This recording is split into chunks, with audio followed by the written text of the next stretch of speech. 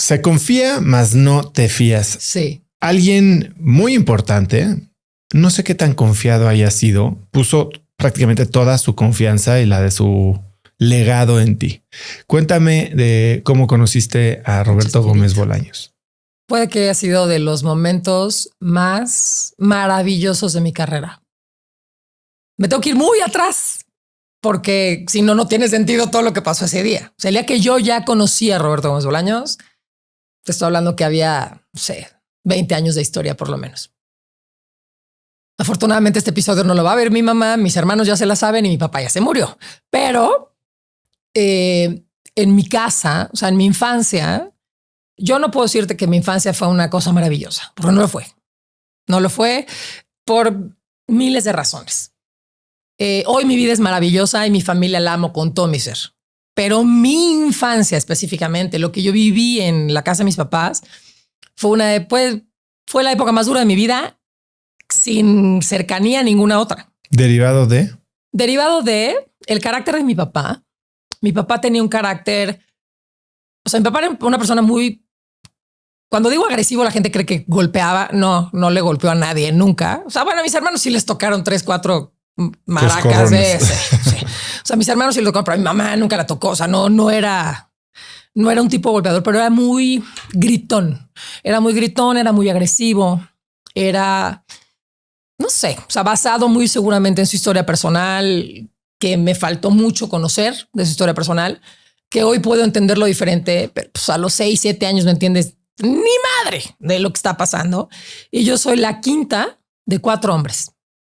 Y el menor de mis hermanos me lleva casi 7 años. Entonces, pregúntame quién me pelaba, güey. O sea, además, ni siquiera le puedo reclamar a mi mamá. O sea, pobre mujer. O sea, ya cuando dijeron está embarazada, dijo, no, por Dios. O sea, ya el cuarto ya iba medio de salida. Entonces, puedo entenderlo, no justificarlo, pero lo puedo entender. Mis hermanos son lo máximo, los amo a todos. Y la verdad es que han sido la contención en general de mi familia, pero mi papá no era precisamente mi persona favorita.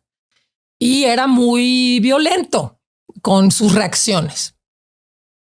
El único momento de mi papá en el que yo sabía que iba a haber paz, pero inexplicablemente paz profunda, era cuando estaba Chespirito al aire.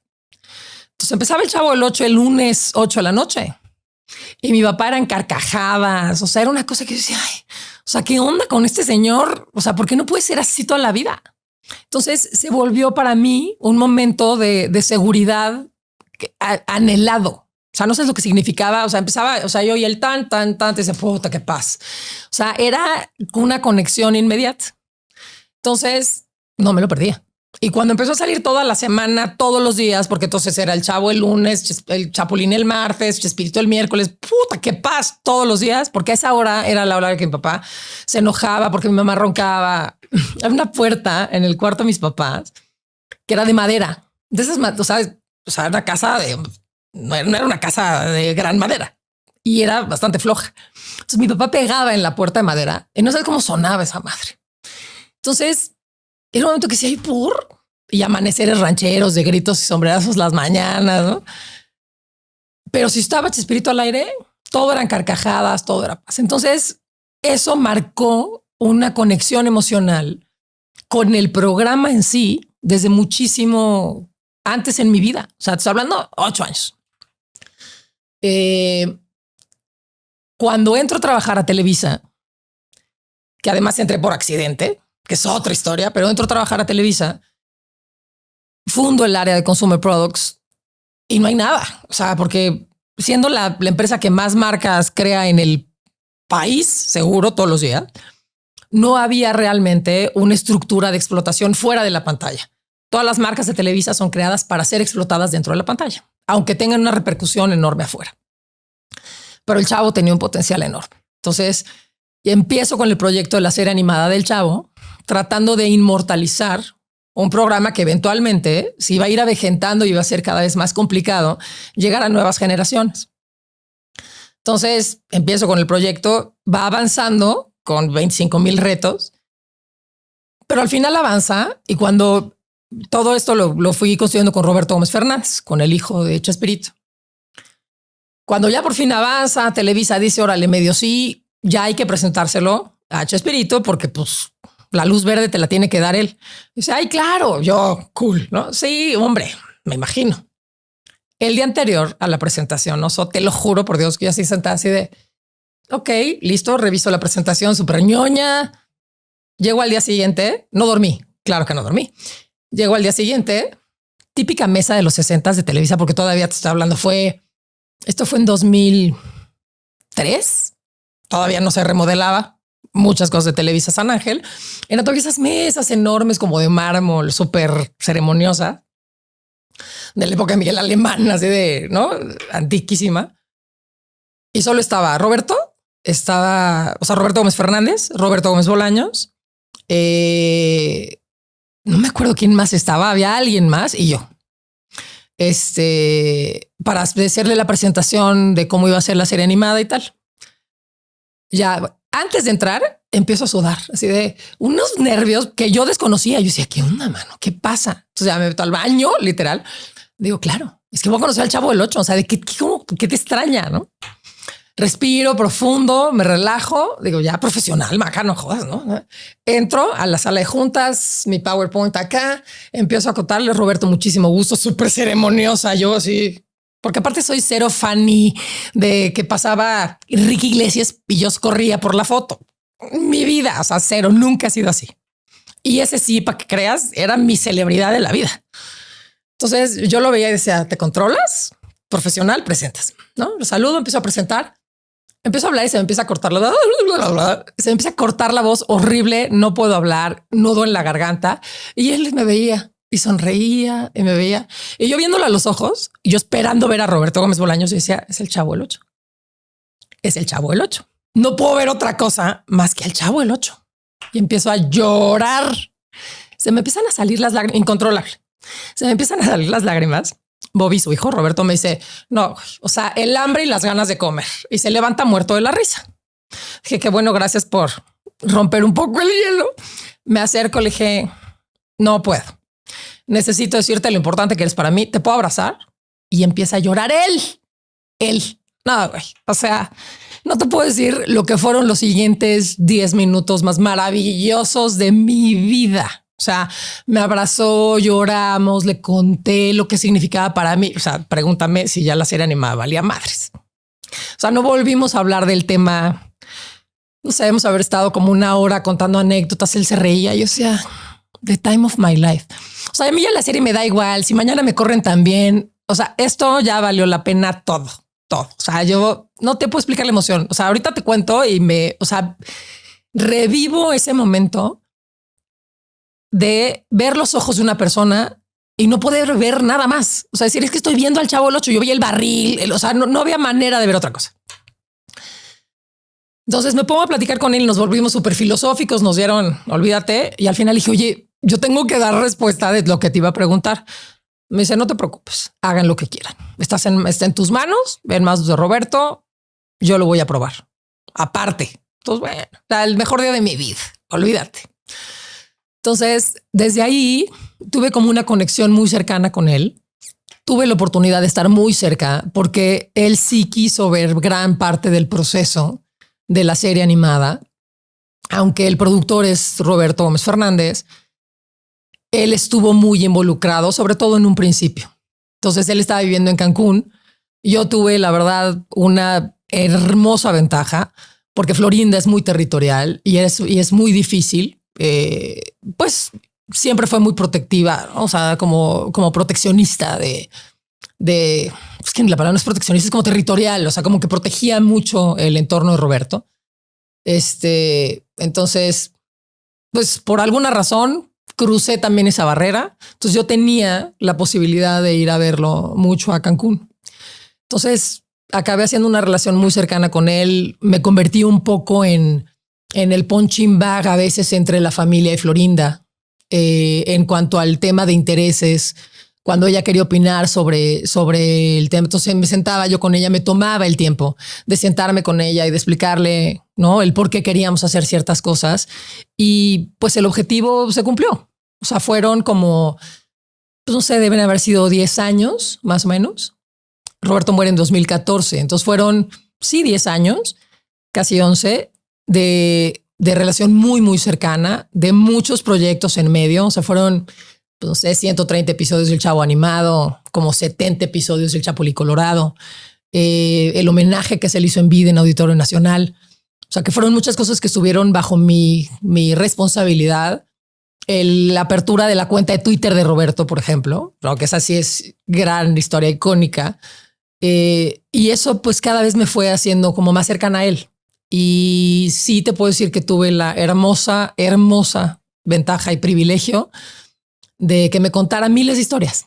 A eso quería llegar, porque bueno, no solo tuviste el privilegio de estar con una gran figura, un gran actor, gran comediante, gran artista, alguien que en toda Latinoamérica probablemente es el personaje mexicano más reconocido. Sin duda. Pero estuviste con él pues en la última etapa de su vida, sí, que es cuando tal vez mucha gente empieza a reflexionar sobre lo logrado, lo no logrado. ¿Qué aprendes de él? ¿Qué aprendiste? ¿Cómo se sentía él cerrando, viendo lo que había construido? Él, si tú buscas en el diccionario síndrome del impostor, ves la foto de Roberto Gómez Bolaños. Nunca se la creyó. Nunca se la creyó. Era un hombre tan sencillo. O sea, a ver, nunca tuvo relojes, coches, marcas le daban idéntico. O sea, en su vida tuvo una tarjeta black. O sea, él, el dinero para él nunca fue algo relevante. Nunca fue algo que ni siquiera quería entender, para que me entiendas. O sea, le daba idéntico. Sabía, todos estamos bien. Chido. Yo hago lo que tengo que hacer. Su sencillez, esa humildad, es la única persona que yo conozco, de verdad. O sea, no conozco a nadie en este planeta que tenga la humildad que tenía Roberto Gómez Bolaños, porque era nata, o sea, era real, tan profunda que no dabas crédito. Alguna vez discutiendo, para que te des una idea del nivel, alguna vez discutiendo con él que yo le quería hacer un regalo, me decía, pero ¿qué me vas a dar? O sea, yo así como que voy a necesitar. Y yo, pues no sé, todos necesitamos algo. O sea, va a ser su cumpleaños cuando cumplió 80. Me decía, pues, ¿sabes qué? Tengo muchas ganas de cambiar mi reloj. Dije, ya estás por un reloj. ¿Sabes qué reloj quería? El Casio de calculadora de plástico. Güey. Dije, no, o sea, vaya la bronca en la que me metió. Pregúntame para encontrar. Ahorita está más de moda. Para encontrar el Casio de caucho con la calculadora que nadie usa. No sé lo que me costó encontrar el maldito reloj. Lo conseguí. No sé lo feliz que fue con su reloj de caucho Casio con calculadora que nadie usa.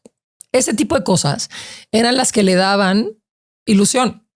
O sea, su nivel de humildad y su nivel de esta falta de malicia, de que seguramente no fue así toda su vida. Justo lo que dices es muy importante. Yo conozco a Roberto en la última etapa de su vida. Él, y me lo contó y además lo dijo muchas veces, no sé qué tan público, pero me parece que además es real. No siempre fue así. Él se equivocó mucho cuando era joven y hubo un momento en su vida en el que perdió el piso, pero imagínate no perder el piso. Claro. Cuando te haces ultra famoso a los 40 años. Digo, o sea, él a los 42 años era nadie. Nobody is nobody, o sea, nadie.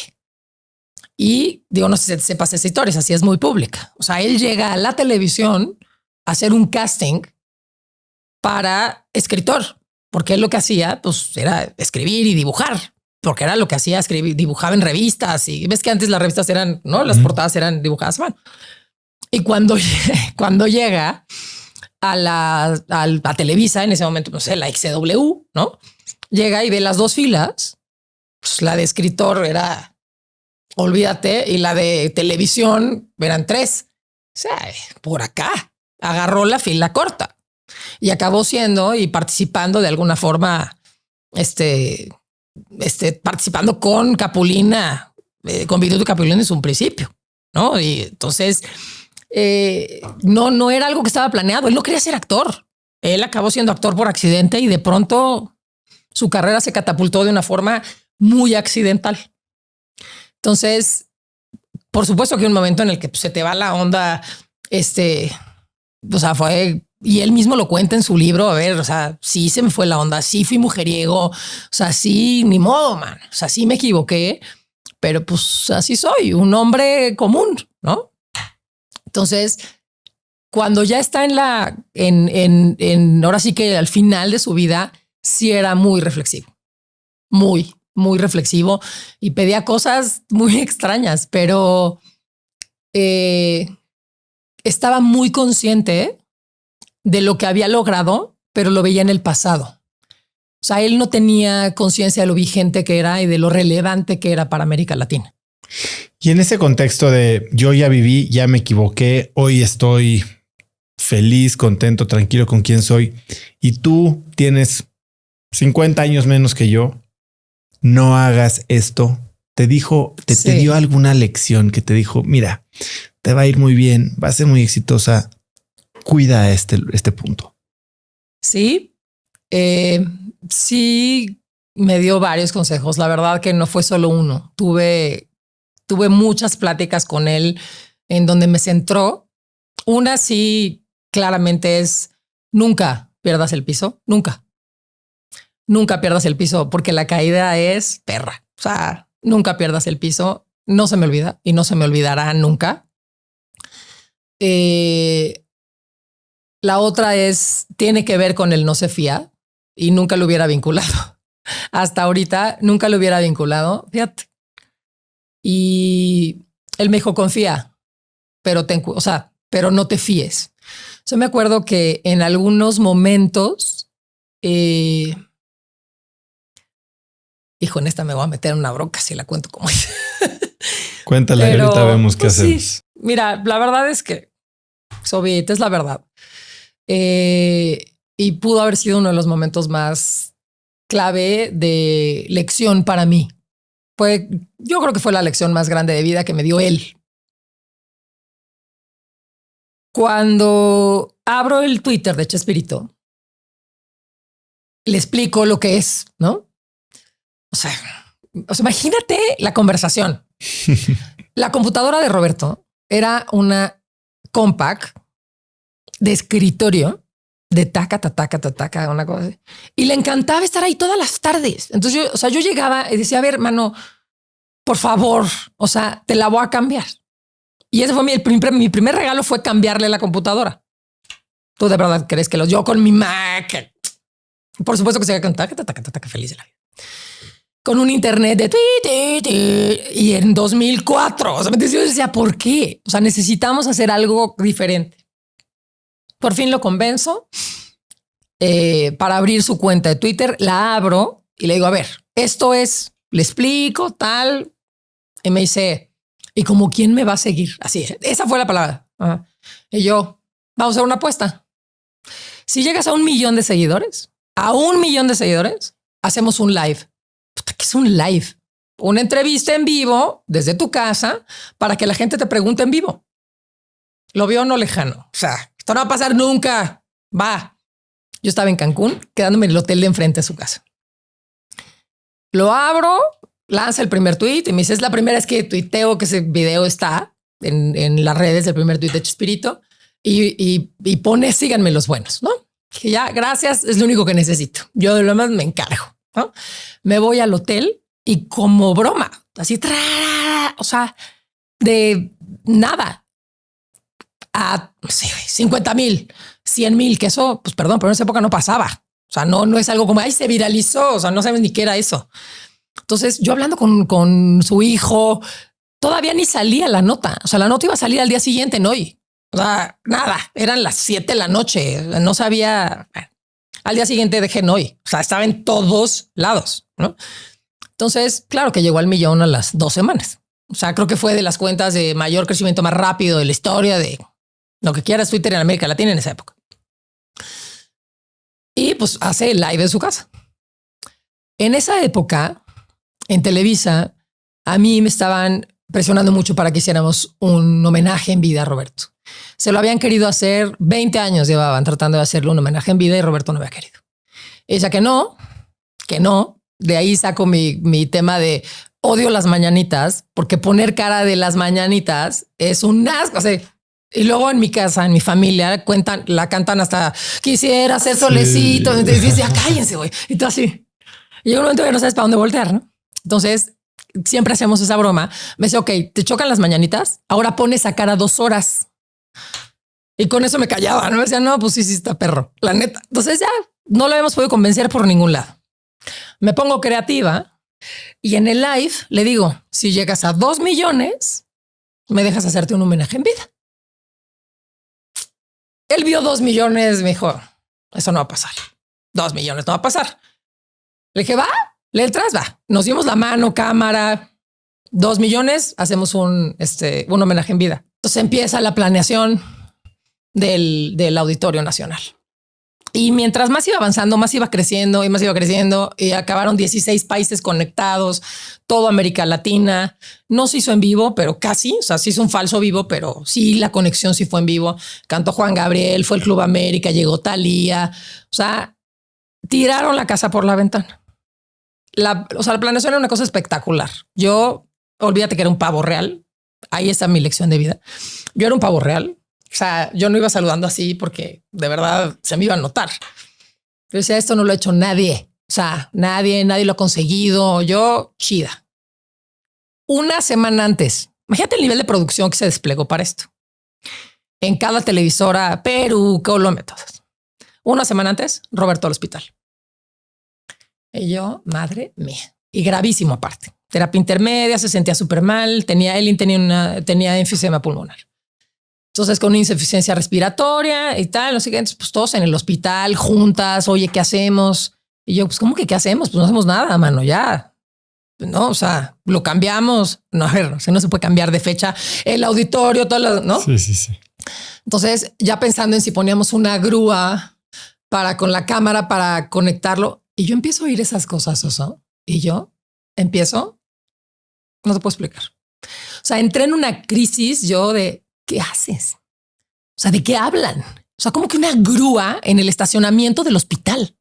O sea, entonces empiezo como a entender la dimensión de los intereses y de dónde está la balanza y me empiezo a, bueno, pero desmoronar. O sea, a mí se me empieza a ir la vida. Y yo, así, entonces entro a ver a Roberto como 2 días antes. Ya estaba mucho mejor. Entró a verlo como 2 días antes y le dije, es que cancelamos. O sea, dime qué quieres hacer tú y cancelamos. Y volteé y me dice, yo te lo prometí y no te voy a fallar. Yo voy a estar ahí, hijo. Yo voy a estar ahí y todo va a salir bien. Es que si algo te pasa, yo no me lo voy a perdonar nunca. No va a pasar nada. Tú no te preocupes. Yo voy a estar ahí. Salimos ese día en la noche, estaba el director del hospital, toda la plana mayor. O sea, olvídate el escándalo que se armó. Nos fuimos al auditorio y en el auditorio dijimos, bueno, pues esto es mañana, ¿sale o no? Le dije, pues estas fueron las palabras de Roberto y me dijo que él viene, que salvo que de plano el médico no lo deje. Estaba el cardiólogo, o sea, séquito de médicos. Salimos en la mañana del hospital en ambulancia con una cardióloga conectado hasta los calcetines, pero él se sentía bien, estaba animado. Bien. Llegamos, estamos en el auditorio, en el camerino. Y me dijo, yo te dije que iba a cumplir, yo estoy bien. Oxígeno, o sea, yo estoy bien. Pues. Y yo llorando en el baño, así de, o sea, algo le pasa y me muero. Pero yo lo veía bien. O sea, bueno, ya esto ya va a acabar pronto, güey, ya, ¿no? Ya, salimos de esta, ni modo. Entra el auditorio lleno, toda su familia, obviamente sus hijas, Roberto, Bernardo, Pepe, Emilio, todos. Y 16 países conectados. El evento fue espectacular. Él estaba muy emocionado, por supuesto. O sea, claro que se quería quedar con Thalía 2 horas más, ¿no? Por supuesto. Salió Juan Gabriel, que le hizo una canción especial para ese día. Salió vestido de rojo, el Chapulín Colorado. O sea, todo fue de verdad, no sabes qué ganas le echaron para realmente homenajearlo. Estaba Regilde conduciendo, y hubo un momento en el que él se empezó a sentir ya no tan bien, porque aparte duró 5 horas la grabación, claro está. Por ahí de la hora 4, la cardióloga me dijo, ¿sabes qué? Diles que por favor ya ¿no? O sea, como que Ya lo wrap suelten. up, porque se le están amoratando los labios y yo creo que está bajando mucho la oxigenación. Ya es hora de llevárnoslo. Dije, no, o sea, ¿cuál wrap up? Vámonos ya, ¿no? Entonces, pues me acerco con la gente que tenía que hablar. Oye, yo creo que ya hay que parar. Me dijo, no, pero es que faltaba la América, o faltaba alguien, ¿no? No podemos parar ahorita. Le dije, un número más y lo saco. Órale, va. Por supuesto, ¿tú qué crees? Me dieron el avión. Evidentemente me dieron el avión. Así, ahí sale, güey, ya. Pasa el primer número, el segundo número. O sea, yo volteo y digo, a ver qué onda. Entonces, pues ya me fui directo con Emilio.